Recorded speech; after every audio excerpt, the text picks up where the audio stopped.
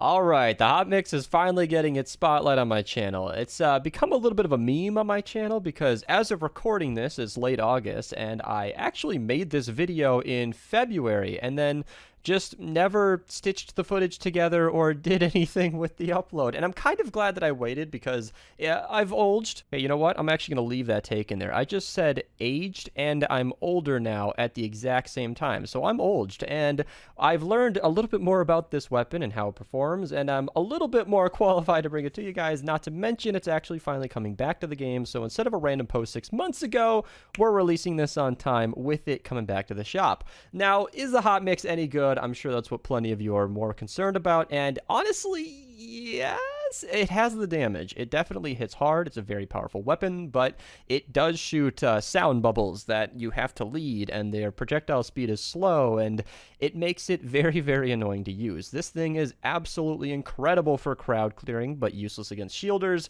This thing does tons of damage, but you have to lead your shots. So there are a lot of trade-offs with the hot mix. Not to mention the fact that the elements on this thing are limited to energy, physical, and fire. That being, it is a hot mix, so you can't actually put water on this. You know, you're going to be spitting mad flame when you're using this thing. So you're going to want to be using this in the nature zones if you have the fire element, or you can use it anywhere if you have the energy element. And of course, if you're in the lower zones like Plankerton, Stonewood, Early Canny, then you could probably get away with physical, as most of your enemies won't be elemental quite yet. But in the later Twine zones, I think energy is probably the best all around. My point is, this thing has some trade-offs, and I don't know how I feel about this because it's one of the best pistols that I've never really gotten into, but I can totally see how it has the damage. You're watching it on screen. You've probably been watching it absolutely obliterate enemies, and it does okay against a smasher. As with most of the boombox weapons, it actually has a pretty decent impact and knockback, so you're staggering it the whole time you're shooting, and that's nice and all, but personally speaking, I had a few moments when I was recording gameplay today where I just wish that I had a normal weapon where when I aimed at the head, the enemy took some damage. And leading the shots with this thing can be really, really tricky. I used it on a target practice. It doesn't hit the clay pigeons, but of course the Founders Revolt did just fine. So I'm a little biased in that. I like my shots to go where I shoot them, but if you're somebody who doesn't really worry about that, you're perfectly content with just hip firing it and eliminating crowds of enemies, then you're going to have a great time with this thing. It's one of the few pistols in the entire game that actually handles area of effect damage really, really well, which I'm really glad to say. The hot mix pistol performs more like an SMG with a slow fire rate, seeing as you're slowly shooting 2 shots at a time, rather than a pistol where you have to tap fire every single shot. And because it can go through enemies, it kind of makes up for that slow projectile speed, because you can aim with 2 enemies or 3 enemies or 4 in a row, and then you can shoot both shots knowing that each and every one of them are going to be hit, which gives you a lot of damage for your bullet. And that's kind of a nice feeling to have when you're using a pistol, no less. So if you're going to be going to encampments, I can't believe I'm recommending this, but the hot mix might actually be a decent choice. As for the perks for this thing, let's talk about it. You have some really cookie-cutter options here. I'm going to start with the 6th perk because that's kind of the most controversial. I do think a second crit damage perk is probably where you're going to want to go with this, because the damage to dancing enemies is nice and all, but the only enemies that actually dance are like Husky Husks, Riot Huskies, you know, normal zombies, the zombies that you're not really going to be having much trouble against. It's the Mist Monsters and the Smashers, and if you're going to be using this against the mini-boss, then I guess the mini-bosses that are really going to give you the most trouble, and that's where I think the second crit damage just hits everything for more damage and is probably your better pick. Of course, the 60% damage to dancing enemies will be the most damage against a dancing enemy, but as I mentioned, not everything's going to be dancing. Not to mention the dancing effect is already nice enough. You know, on my copy, when you eliminate an enemy, they will start dancing, but you can stun, knockback, or whatever. I don't really think either of those are any better than the other. Any of these 6 perks are going to be just fine, so I don't think that there's any preference there. But a dancing enemy is already not going to hit back. They're already kind of subdued, and you can already just line them up as you please, so it's kind of a good bonus, and you don't need to stack any damage on top of that.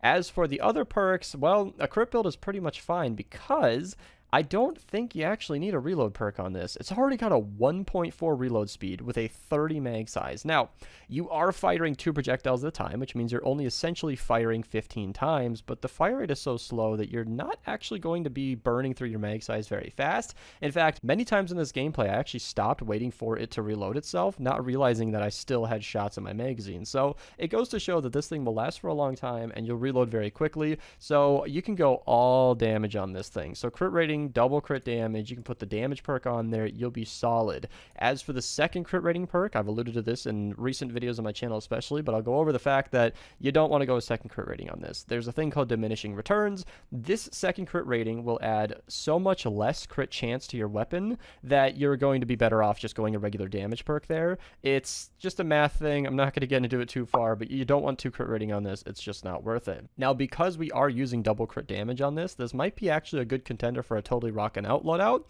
It would be fitting with the Boombox style, seeing as they are sort of the same set. You know, throw on your Dennis Jr. team perk and get going, but I don't personally love totally rocking out. It kind of makes all of the worst weapons kind of good and all of the best weapons insanely good for a very brief period of time, so it's really not within my playstyle. But if you guys really enjoy using totally rocking out, you've already got double crit damage on this, so you can go crazy. As for the elements, I already kind of addressed it, but I'll get into it quickly. Physical, if you're in the lower zones, definitely good for Plankerton and Stonewood. Fire, if you're trying to get really good against all the nature enemies. Perhaps you have a pistol or an SMG for water. You have a pistol or an SMG for the fire zones. Well, now you can make this your third in the trio and have a fire weapon for those zones. That will be the most damage, by the way. If you're shooting a hot mix against a nature enemy with a fire element, you will be doing more damage than energy. I explained all that in my elements video. I'll link it below. But, of course, I have an energy just because I want this to be an all-around weapon that I can bring into any zone at any time, because I think of it more of a one-off and it's not really a part of my core weapon set that I use all the time. That just about wraps it up, though, you guys. The hot mix is really, really mixed. I still don't know if I like this weapon or not. Obviously, I've maxed it out, which I don't do unless I actually enjoy a weapon, and I do have some times where I pull it out and I have a good time. Maybe the stream will make me use it, or they want to see something different. It can work in those scenarios, but as I said, with the slow projectile speed, the low range, and the fact that you're going to have to lead your shots, it doesn't really fit my playstyle perfectly, but I'm sure some of you won't mind, and we'll have an absolute blast. If you guys enjoyed this video and you guys want to support the channel, feel free to use code Mista to check out if you end up getting any llamas. If you guys want to become a channel member, you can join with the join button on the channel or the link in the description below. You guys can get all these nice perks here. A lot of those emojis can only be used in the stream chats as of recording this, which I'm starting to do more and more on Twitch. So if you guys want to follow on Twitch, the link will be in the description below. If you guys want to subscribe over on Twitch, there's a lot of things going on over there. The streams have been pretty fun.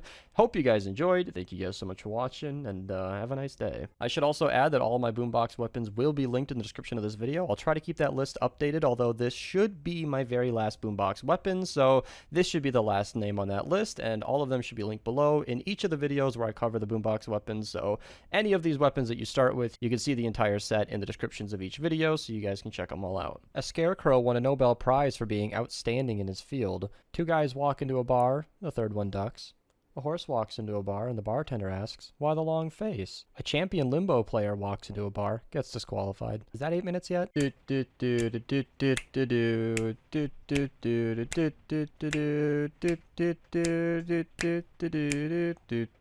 And then